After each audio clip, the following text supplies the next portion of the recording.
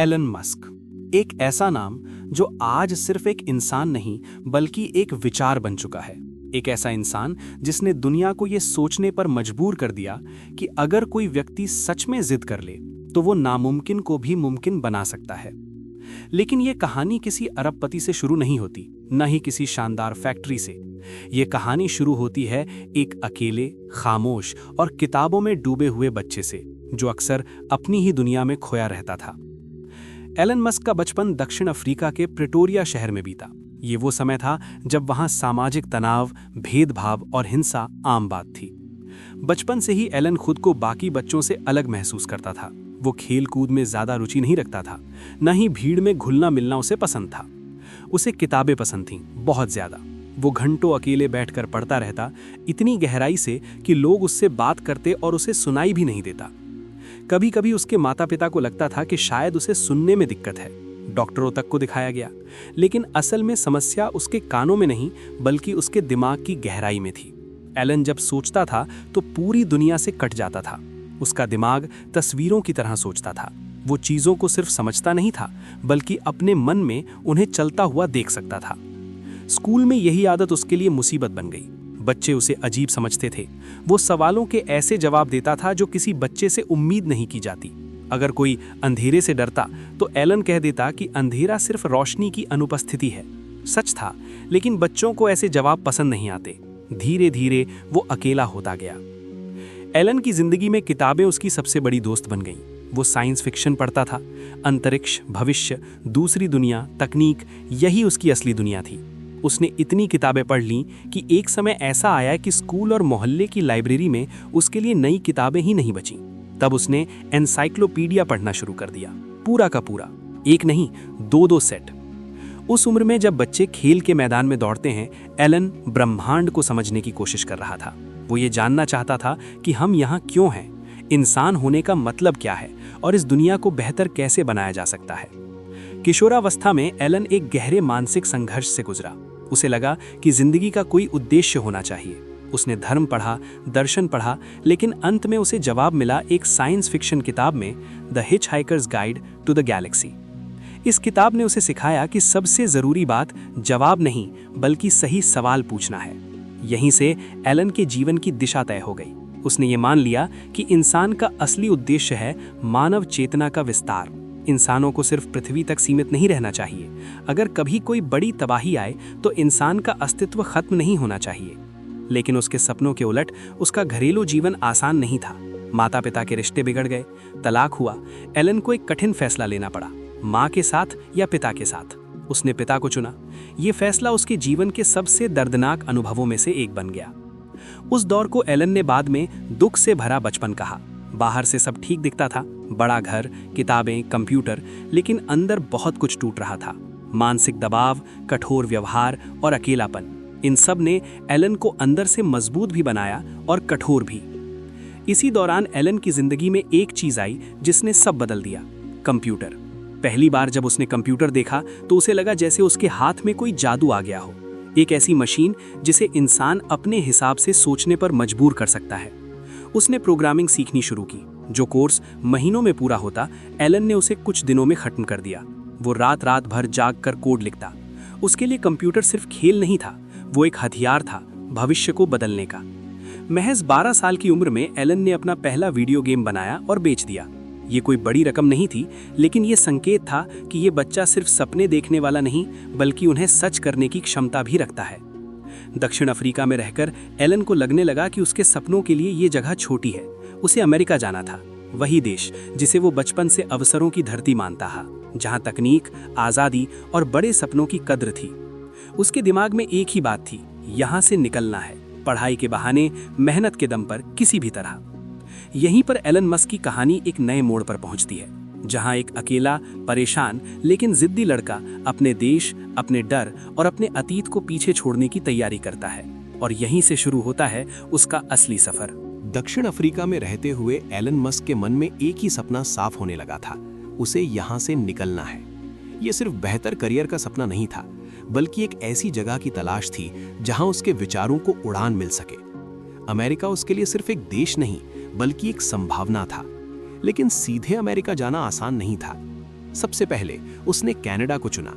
इसकी वजह भावनात्मक भी थी और व्यावहारिक भी।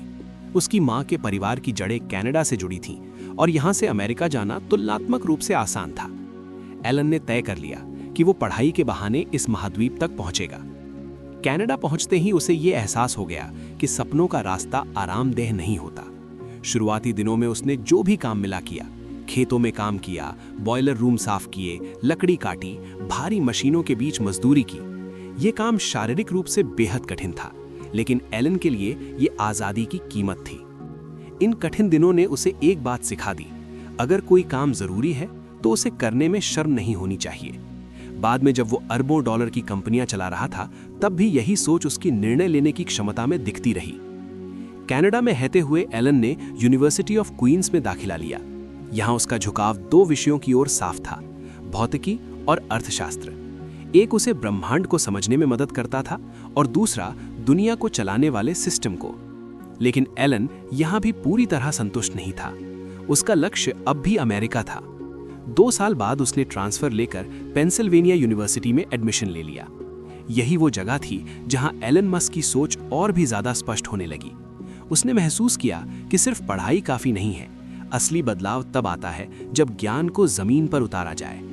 वो लगातार ये सोचता रहता था कि ऐसी कौन सी तकनीकें हैं जो मानवता के भविष्य को बदल सकती हैं। उसके दिमाग में 3 चीजें घूमती रहती थीं: इंटरनेट, ऊर्जा और अंतरिक्ष। उसे लगता था कि यही वो क्षेत्र हैं जो आने वाले समय में दुनिया की दिशा तय करेंगे। कॉलेज के दिनों में ही एलन ने उद्यमिता की ओर कदम बढ़ा दिया। उसने अपने दोस्तों के साथ मिलकर छोटे-छोटे आइडिया पर काम करना शुरू कर दिया। वो सिर्फ नौकरी की तलाश में नहीं था, बल्कि कुछ ऐसा बनाना चाहता था जो लोगों की जिंदगी को आसान बना दे। 1990 के दशक में इंटरनेट नया था। ज्यादातर लोग इसे एक प्रयोग की तरह देख रहे थे, लेकिन एलन को इसमें भविष्य साफ दिख रहा था। उसने समझ लिया था कि आने वाले समय में जानकारी ही सबसे बड़ी ताकत बनने वाली है। इसी सोच के साथ उसने अपनी पहली कंपनी की नींव रखी। ये कंपनी शहरों की जानकारी को डिजिटल रूप में उपलब्ध कराने का प्रयास कर रही थी। आज जो काम गूगल मैप्स और ऑनलाइन डायरेक्टरी करती हैं, वो उस समय एक क्रांतिकारी विचार था। शुरुआत आसान नहीं थी, पैसा कम था, संसाधन सीमित थे और प्रतिस्पर्धा तेज। कई बार ऐसा भी हुआ जब कंपनी बंद होने की कगार पर आ गई, लेकिन एलन पीछे हटने वालों में से नहीं था। वो रात भर काम करता, कोड लिखता और निवेशकों को मनाने की कोशिश करता। धीरे धीरे मेहनत रंग लाई। कंपनी ने ध्यान खींचना शुरू किया और आखिरकार एक बड़ी टेक कंपनी ने इसे खरीद लिया। एलन को पहली बार बड़ी रकम हाथ लगी। वो अब करोड़पति बन चुका था। लेकिन यही वो मोड़ था जहां ज्यादातर लोग रुक जाते। आराम की जिंदगी, सुरक्षित भविष्य और शांति। लेकिन एलन मस्क के लिए ये सिर्फ शुरुआत थी। उसने अपनी पूरी कमाई अगली कंपनी में झोंक दी। ये फैसला जोखिम भरा था, यहाँ तक कि उसके दोस्त और परिवार भी हैरान थे।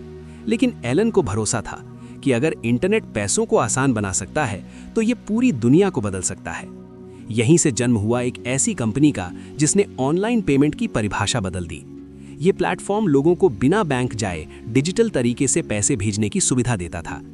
आज ये बात सामान्य लगती है, लेकिन उस समय ये एक साहसिक प्रयोग था। इस कंपनी की यात्रा भी संघर्षों से भरी थी। अंदरूनी मतभेद, तकनीकी समस्याएं और नेतृत्व को लेकर टकराव। एलन को कंपनी से बाहर भी कर दिया गया।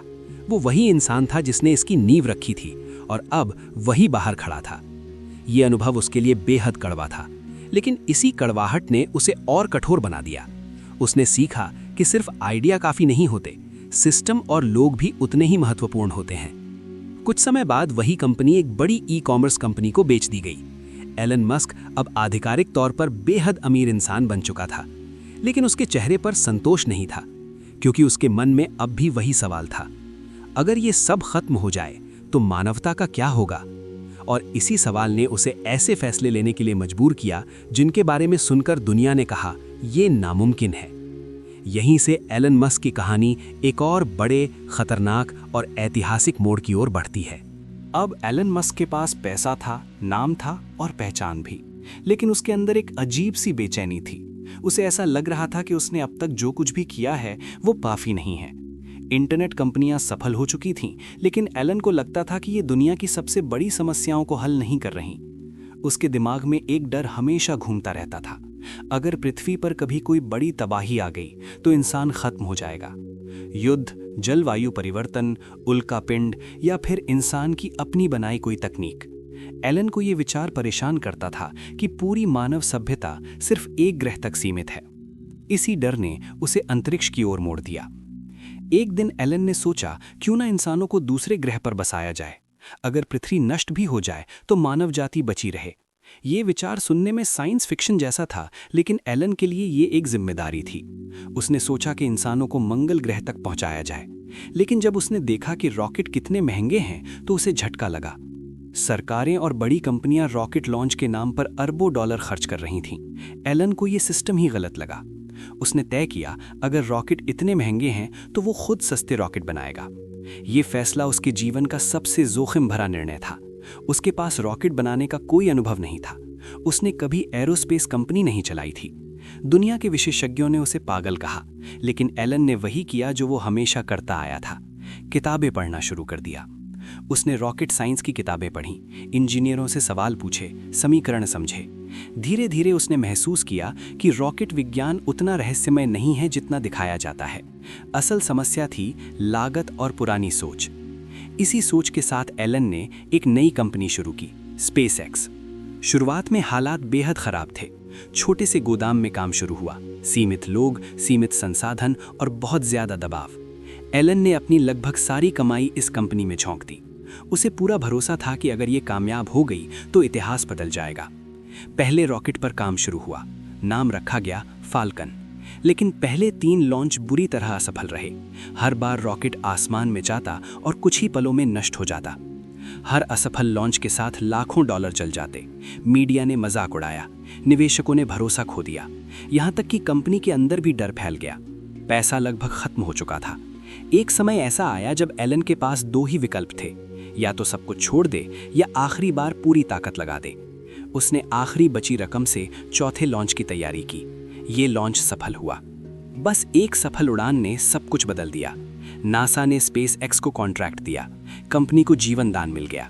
एलन मस्क का सपना जिंदा रह गया। लेकिन एलन यही नहीं रुका। उसका असली लक्ष्य सिर्फ रॉकेट उड़ाना नहीं था, बल्कि उन्हें वापस लाना था।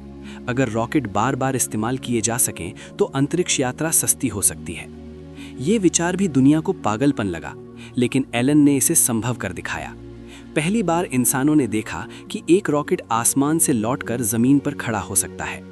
इसी दौरान एलन का ध्यान एक और बड़ी समस्या पर गया, ऊर्जा। उसे लगता था कि अगर इंसान जीवाश्म ईंधन पर निर्भर रहा तो पृथ्वी का भविष्य खतरे में है। प्रदूषण बढ़ता जा रहा था और समाधान धीमे थे। उसने इलेक्ट्रिक कारों के बारे में सोचना शुरू किया।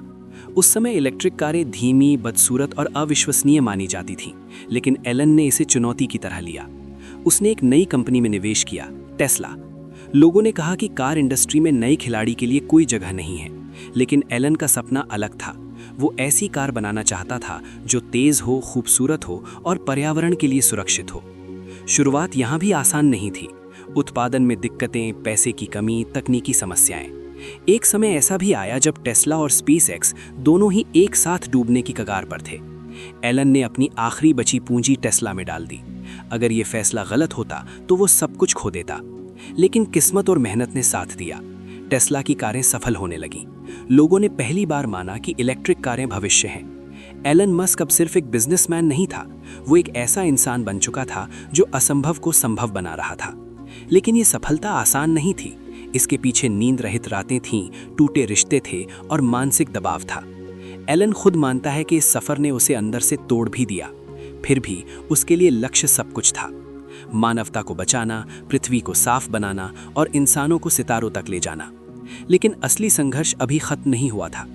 आगे एलन मस्क को ऐसे दौर से गुजरना था जहां पूरी दुनिया उसकी हर चाल पर नजर रख रही थी, और यहीं से उसकी कहानी और भी ज्यादा तीव्र, विवादित और ऐतिहासिक होने वाली थी।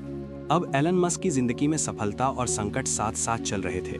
बाहर से देखने पर वो दुनिया का सबसे साहसी उद्यमी लग रहा था, लेकिन अंदर ही अंदर वो लगातार दबाव में जी रहा था। स्पेसएक्स और टेस्ला दोनों तेजी से आगे बढ़ रहे थे, लेकिन दोनों ही कंपनियां असाधारण चुनौतियों से जूझ रही थीं। टेस्ला का लक्ष्य सिर्फ इलेक्ट्रिक कार बनाना नहीं था, बल्कि पूरी ऑटोमोबाइल इंडस्ट्री को बदलना था। एलन चाहता था कि पेट्रोल और डीजल कारें इतिहास बन जाएं, लेकिन यह सपना हकीकत में बदलना बेहद कठिन था। फैक्ट्रियों में उत्पादन लक्ष्य पूरे नहीं हो रहे थे, सप्लाई चेन टूटती रहती थी और कर्मचारियों पर लगातार दबाव बढ़ता जा रहा था। एक समय ऐसा आया जब टेस्ला की फैक्ट्री में हालात इतने खराब हो गए कि एलन खुद फैक्ट्री के फर्श पर सोने लगा। वो दिन रात वहीं रहता, इंजीनियरों के साथ काम करता और हर छोटी बड़ी समस्या में खुद शामिल होता। उसके लिए ये सिर्फ एक कंपनी नहीं थी, बल्कि एक मिशन था। मीडिया ने इस दौर को प्रोडक्शन हेल कहा। निवेशकों का भरोसा डगमगाने लगा, शेयर गिरने लगे। आलोचकों ने कहा कि एलन मस्क जरूरत से ज्यादा सपने देख रहा है और हकीकत से दूर है। लेकिन एलन का मानना था कि अगर कोई चीज आसान है तो वो बदलाव नहीं लाती। वो लगातार अपने कर्मचारियों से कहता था कि अगर हम हार मान लें तो भविष्य वैसा ही रहेगा जैसा आज है। इसी दौरान स्पेस एक्स ने भी इतिहास रचने शुरू कर दिए। पहली बार एक निजी कंपनी ने अंतर्राष्ट्रीय स्पेस स्टेशन तक सामान पहुंचाया। फिर इंसानों को ले जाने की तैयारी शुरू हुई। ये एक बहुत बड़ा कदम था, क्योंकि अंतरिक्ष में इंसानी जान की कीमत बेहद ज्यादा होती है। रॉकेट्स का सफलतापूर्वक वापस लौटना अब भी कई लोगों के लिए चमत्कार जैसा था, लेकिन एलन के लिए ये सिर्फ शुरुआत थी। उसका सपना मंगल ग्रह पर इंसानों की बस्ती बसाने का था। वो खुलकर कहने लगा कि वो अपनी जिंदगी में मंगल पर इंसानों को देखना चाहता है। लोगों ने उसका मजाक उड़ाया, सोशल मीडिया पर उसे पागल कहा गया, लेकिन एलन ने आलोचनाओं पर कभी ज्यादा ध्यान नहीं दिया। वो मानता था कि अगर कोई आपको पागल नहीं कह रहा तो शायद आप कुछ नया नहीं कर रहे। इसी समय एलन मस्क एक और क्षेत्र में सक्रिय हुआ, सौर ऊर्जा। उसका मानना था कि सिर्फ इलेक्ट्रिक कारें ही काफ़ी नहीं हैं, अगर बिजली ही गंदी होगी तो समाधान अधूरा रहेगा। इसी सोच के साथ उसने सोलर एनर्जी से जुड़ी कंपनियों में बड़ा दांव लगाया। उसका सपना था कि घरों की छतें बिजली पैदा करें, कारें उसी बिजली से चलें और इंसान ऊर्जा के मामले में आत्मनिर्भर बन जाए। ये एक पूरी इकोसिस्टम थी जिसे एलन धीरे धीरे आकार दे रहा था। लेकिन इतनी सारी जिम्मेदारियों का असर उसकी निजी जिंदगी पर साफ दिखने लगा। रिश्ते टूटे, शादियां असफल रहीं और मानसिक तनाव बढ़ता गया। एलन खुद मानता है कि वो एक आसान इंसान नहीं है। उसका दिमाग कभी रुकता नहीं और यही चीज़ उसे आगे भी बढ़ाती है और थका भी देती है। वो हफ्तों तक लगातार काम करता, बहुत कम सोता और फिर अचानक थकान से टूट जाता। कई बार उसे खुद से सवाल करना पड़ता था कि क्या ये सब इसके लायक है। फिर भी हर बार जवाब एक ही होता, अगर इंसान भविष्य के लिए कुछ नहीं करेगा तो सब व्यर्थ है। इसी दौर में एलन मस्क सिर्फ एक उद्यमी नहीं, बल्कि एक सांस्कृतिक प्रतीक बन गया। कुछ लोग उसे आधुनिक युग का महान आविष्कारक मानने लगे तो कुछ उसे खतरनाक सपने देखने वाला, लेकिन कोई भी उसे नज़रअंदाज नहीं कर सकता था। उसके ट्वीट्स शेयर बाजार को हिला देते थे, उसके बयान सुर्खियां बनते थे। वो जितना प्रतिभाशाली था उतना ही विवादित भी। फिर भी इन सब के बीच एक बात साफ थी, एलन मस्क वही कर रहा था जो उसने बचपन में ठाना था। वो मानवता को एक सुरक्षित, टिकाऊ और बहुग्रहों वाली प्रजाति बनाना चाहता था। अब कहानी उस मोड़ पर पहुंच चुकी थी जहां सवाल सिर्फ सफलता का नहीं, बल्कि विरासत का था। क्या एलन मस्क इतिहास में एक दूरदर्शी के रूप में याद किया जाएगा, या एक ऐसे इंसान के रूप में जिसने बहुत ऊंचा उड़ने की कोशिश की? इस सवाल का जवाब अभी बाकी था, और यही जवाब कहानी के अंतिम हिस्से में छिपा है। अब एलन मस्क की कहानी सिर्फ कंपनियों या तकनीक तक सीमित नहीं रह गई थी। ये कहानी भविष्य की बन चुकी थी। एक ऐसा भविष्य जिसे लेकर लोग या तो बेहद उत्साहित थे या फिर बेहद डरे हुए। एलन खुलकर कहने लगा कि इंसान को बहुग्रहों वाली प्रजाति बनना ही होगा। उसके मुताबिक ये सवाल अगर का नहीं, बल्कि कब का है। मंगल ग्रह पर इंसानों की बस्ती बसाना अब एक सपना नहीं, बल्कि एक लक्ष्य था, स्पष्ट, कठिन और जोखिम भरा। स्पेसएक्स ने मंगल मिशन की योजनाएं सार्वजनिक की। विशाल रॉकेट्स, सैकड़ों लोगों को एक साथ ले जाने की क्षमता और एक ऐसा सिस्टम जो इंसानों को पृथ्वी से बाहर स्थायी रूप से बसने का मौका दे सके। दुनिया ने पहली बार गंभीरता से इस विचार पर चर्चा शुरू की, लेकिन इसके साथ ही चिंताएं भी बढ़ीं। क्या एक इंसान को इतनी ताकत मिलनी चाहिए? क्या तकनीक इंसान को बचाएगी या नष्ट कर देगी? क्या कृत्रिम बुद्धिमत्ता मानव नियंत्रण से बाहर जा सकती है? खुद एलन मस्क इन सवालों से अनजान नहीं था। वो बार बार चेतावनी देता रहा कि आर्टिफिशियल इंटेलिजेंस अगर बिना नियंत्रण के आगे बढ़ी तो ये इंसान के लिए खतरा बन सकती है। उसने ऐसी रिसर्च में निवेश किया जो तकनीक को सुरक्षित और मानव हित में रखने पर केंद्रित थी।